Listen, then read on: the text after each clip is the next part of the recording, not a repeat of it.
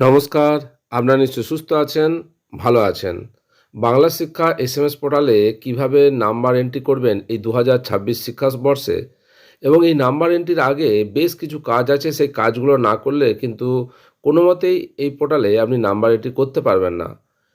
School and থেকে আপনি কিভাবে এই সমস্ত বিষয়গুলি কাজ সেরে ফেলবেন তা আজকের ভিডিও শেয়ার করব। এর জন্য বাংলা শিক্ষা এসএমএস পোর্টাল ওপেন করে লগ ইন করুন। প্রথমেই স্কুল চুজ করুন, তারপর ডাইস কোড দিন, পাসওয়ার্ড দিন এবং ক্যাপচা কোড। এখন ক্যাপচা কোড দিচ্ছে না, একটা যোগফল দিচ্ছে, সেই যোগফল যা হবে সেটা দিয়ে আপনি সাইন ইন করুন।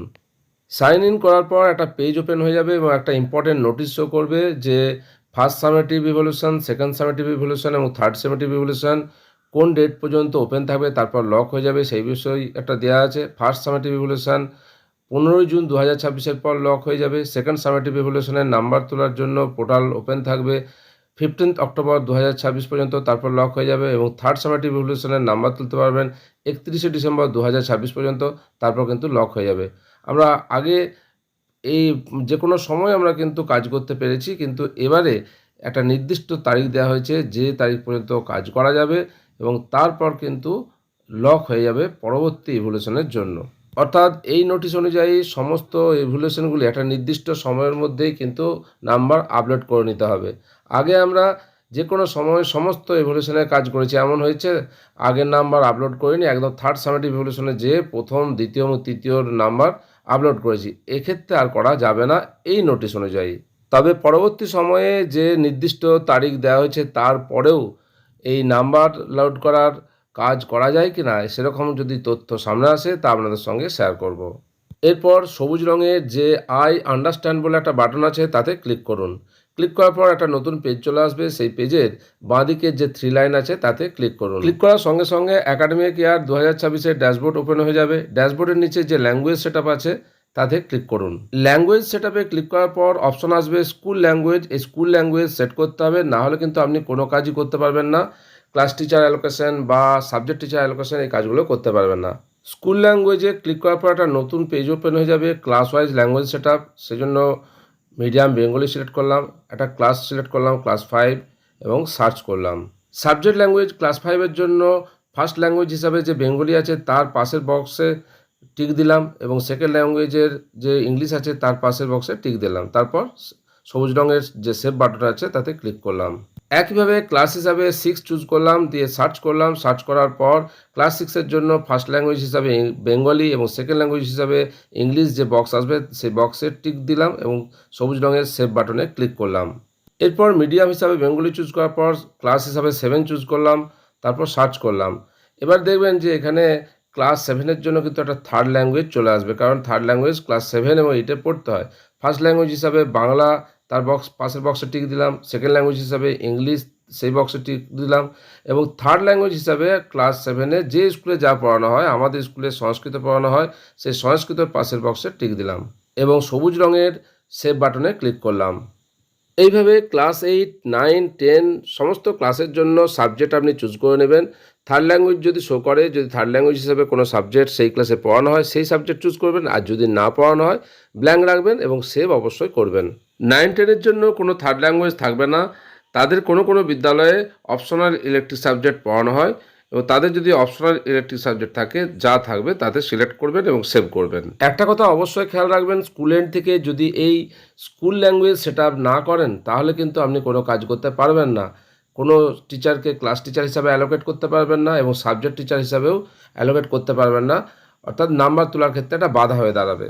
এবার আপনাকে স্টুডেন্ট ল্যাঙ্গুয়েজ সেটআপ করতে হবে।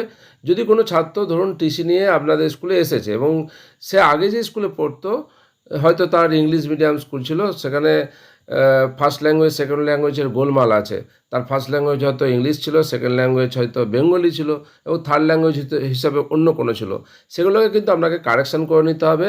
স্টুডেন্ট ল্যাঙ্গুয়েজে যে সেই স্টুডেন্টের আপনার যে রোল নাম্বার আছে সেই রোল নাম্বারে যে পার্টিকুলার ইন্ডিভিজুয়ালি আলাদাভাবে এডিট করে আপনাকে সেভ করতে হবে। আর যদি এরকম কোনো কেস না থাকে তাহলে আপনাকে কোনো এডিট করার প্রয়োজন নেই, একবার সবুজ রঙের সেভ বাটনে ক্লিক করে দেবেন। ল্যাঙ্গুয়েজ সেটআপের পর আপনাকে ইসিএতে ক্লিক করতে হবে। ইসিএতে ক্লিক করার পর অপশান আসবে ক্লাস টিচার এবং সাবজেক্ট টিচার। আগে ক্লাস টিচার এই অংশটা সারতে হবে। আমি সাবজেক্ট টিচারে আগে ক্লিক করলাম, দেখি কি হয়।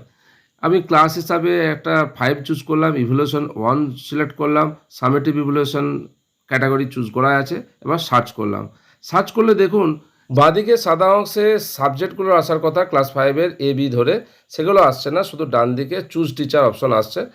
তাহলে কোন সাবজেক্টের জন্য কোন স্যারকে চুজ করব সে অপশন পাওয়া যাচ্ছে না, তাই এটা করা যাবে না। এই সাবজেক্ট টিচার চুজ করার আগে আপনাকে কিন্তু ক্লাস টিচার এই অংশের কাজটা সেরে নিতে হবে। এর জন্য বাঁদিকের যে 3 লাইন আছে তাতে ক্লিক করলাম, ইসিএতে চলে আসবে, ইসিএর নিচে আছে ক্লাস টিচার, তাতে ক্লিক করলাম। ক্লাস টিচারে ক্লিক করার সঙ্গে সঙ্গে একটা পেজ চলে আসবে, ক্লাস টিচার অ্যালোকেশন, একাডেমিক ইয়ার 2026, মিডিয়াম বেঙ্গলি, ক্লাস হিসাবে 5 চুজ করলাম, সার্চ করলাম। সার্চে ক্লিক করার পর একটা পেজ ওপেন হয়ে যাবে, যেখানে ক্লাস 5-এর সেকশন হিসাবে এ এবং বি দেখাবে, এবং ডান দিকে একটা অ্যাকশনের নিচে দুটো বক্স দেখাবে, আর ডান দিকে সমস্ত স্যারদের নাম দেখাবে। যে স্যারদের ক্লাস 5-এর সেকশন এ এবং সেকশন বির জন্য অ্যালোকেট করবেন, সেই স্যারকে আগে চুজ করুন।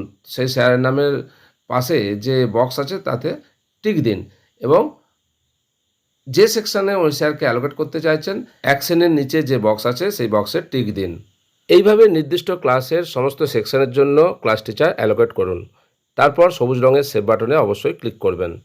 একইভাবে সমস্ত ক্লাসের সমস্ত সেকশনের জন্য ক্লাস টিচার অ্যালোকেশনের কাজ সেরে ফেলবেন। ক্লাস টিচার অ্যালোকেশনের কাজ শেষ হয়ে যাওয়ার পর ইসিএর নিচে যে সাবজেক্ট টিচার আছে সেই সাবজেক্ট টিচারে ক্লিক করুন। সাবজেক্ট টিচারে ক্লিক করার পর একটা পেজ ওপেন হয়ে যাবে, exam copy allocation ECA 2026, class হিসাবে 5 চুজ করলাম, টার্ম ইভ্যালুয়েশন 1 চুজ করলাম, সামেটিভ ইভ্যালুয়েশন, এবং সার্চে ক্লিক করলাম। সার্চ করার পর ক্লাস 5-এর সমস্ত সাবজেক্টের লিস্ট চলে আসবে, এবং সেকশন এ এবং সেকশন বি দেখাবে। প্রতিটি সাবজেক্টের পাশে সেকশন এ এবং সেকশন বি এর জন্য বক্স থাকবে। আপনি যে স্যারকে নির্দিষ্ট বিষয়ের জন্য সেকশন এ এবং সেকশন বি এর জন্য অ্যালট করতে চাইছেন, সেই শিক্ষক মহাশয়ের নামের পাশে যে সার্কেল আছে তাতে ক্লিক করুন। নির্দিষ্ট শিক্ষক মহাশয়ের নামের পাশে ক্লিক করার পর সেকশন এ এবং সেকশন বি এর নিচে যে বক্স আছে তাতে ক্লিক করুন। একইভাবে সমস্ত বিষয়ের জন্য সেকশন এ এবং সেকশন বি এর জন্য শিক্ষকদের অ্যালট করুন, অর্থাৎ টিচার অ্যালট করুন বিষয়ের জন্য। সমস্ত বিষয়ের জন্য সেকশন এ এবং সেকশন বি এর টিচার অ্যালটমেন্ট হয়ে যাওয়ার পর অবশ্যই সবুজ রঙের যে বাটন সেভ বাটন আছে তাতে ক্লিক করবেন। পঞ্চম শ্রেণীর সেকশন এ এবং সেকশন বি এর সমস্ত বিষয়ের টিচার অ্যালটমেন্ট হয়ে গেলে এবার কিন্তু সেই নির্দিষ্ট শিক্ষক ওই বিষয়ের নাম্বার পোর্টালে তুলতে পারবেন। কোনো বিষয় শিক্ষক বা সাবজেক্ট টিচার যদি বাংলা শিক্ষা এসএমএস পোর্টালে নাম্বার তুলতে গিয়ে দেখেন যে নাম্বার তোলা যাচ্ছে না, তাহলে স্কুলের প্রধান শিক্ষককে জানান যে স্কুল এন্ড থেকে যেন নির্দিষ্ট বিষয়ের জন্য সাবজেক্ট টিচার অ্যালটমেন্ট করে দেওয়া হয়। স্কুল এন্ড থেকে ল্যাঙ্গুয়েজ সেটিং করার পর ক্লাস টিচার অ্যালটমেন্ট এবং সাবজেক্ট টিচার অ্যালটমেন্ট করার পরেই কিন্তু নির্দিষ্ট বিষয়ের যে সাবজেক্ট টিচার আছেন তিনি এই বাংলা শিক্ষা এসএমএস পোর্টালে নাম্বার তুলতে পারবেন। সমস্ত শিক্ষক শিক্ষিকারা এই ভোটের কাজে এতদিন নিযুক্ত ছিলেন, ব্যস্ত ছিলেন। এবার কিন্তু বাংলা শিক্ষা এসএমএস পোর্টালে নাম্বার তুলতে হবে। কম বেশি সকলেরই ফার্স্ট সামেটিভ ইভ্যালুয়েশন পরীক্ষা হয়ে গেছে, তাই প্রথমে ফর্মেটিভ নাম্বার তুলবেন, তারপর সামেটিভ নাম্বার তুলতে পারবেন। আপনারা এই বিষয়টা জানেন, গত বছর করেছেন। আরেকবার আমি এই বাংলা শিক্ষা এসএমএস পোর্টালে কীভাবে নাম্বার তুলবেন এবং নাম্বার তোলার আগে কি কি কাজ এই পোর্টালে সেরে ফেলতে হবে তা আপনাদের সঙ্গে শেয়ার করলাম। আশা করি উপকারে আসবে। বাংলা শিক্ষা এসএমএস পোর্টালে যদি আপনি পাসওয়ার্ড ভুলে যান, কিভাবে সেট করবেন, কিভাবে নাম্বার তুলবেন, আপনি step by step formative, summative, LPCD এইগুলো করবেন, তার ভিডিও আগে শেয়ার করেছি, চাইলে দেখতে পারেন। তার লিঙ্ক ডেসক্রিপশন বক্স এবং আই বাটনে দেওয়া থাকছে। আপনারা সকলে সুস্থ থাকুন, ভালো থাকুন।